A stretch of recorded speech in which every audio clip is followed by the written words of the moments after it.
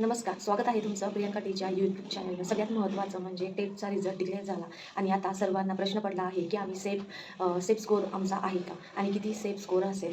तर सगळ्यात महत्त्वाचं म्हणजे की खूप साऱ्या विद्यार्थ्यांना खूप छान छान मार्क्स पडले आहेत. म्हणजे 125 स्कोअर घेणारे विद्यार्थी खूप जास्त प्रमाणात आहेत. तर कमी मार्क्स पडलेल्या विद्यार्थ्यांना असं वाटत आहे की आम्ही कमी मार्क्स पडल्यामुळे या भरतीतून बाहेर होणार की काय. तर असं काही नाही आहे. तर 2022मध्ये ज्या विद्यार्थ्यांनी एक्झाम दिली होती त्यातील बरेच काही विद्यार्थी ज्यांना आपला स्वतःचा जिल्हा हवा आहे त्या विद्यार्थ्यांनी देखील आत्ता 2025ची टेटची एक्झाम दिलेली आहे. त्याचबरोबर डी-एड आणि बी-एडच्या विद्यार्थ्यांनी खूप साऱ्या विद्यार्थ्यांनी एक्झाम दिलेली आहे. तर तुमचं कॉम्पिटिशन जे विद्यार्थी डी-एड झालेले आहे, डी-एड ग्रॅज्युएशन प्लस ते टी-ई-टी किंवा सी-टेट पास आहे अशा विद्यार्थ्यांसोबत तुमचं कॉम्पिटिशन असणार आहे. आणि जे विद्यार्थी सी-टेट किंवा टी-ई-टी पेपर 1 आणि 2 क्वालिफाय नसतील असे विद्यार्थी तुमच्या कॉम्पिटिशनमधून आपोआपच बाहेर पडले जातील.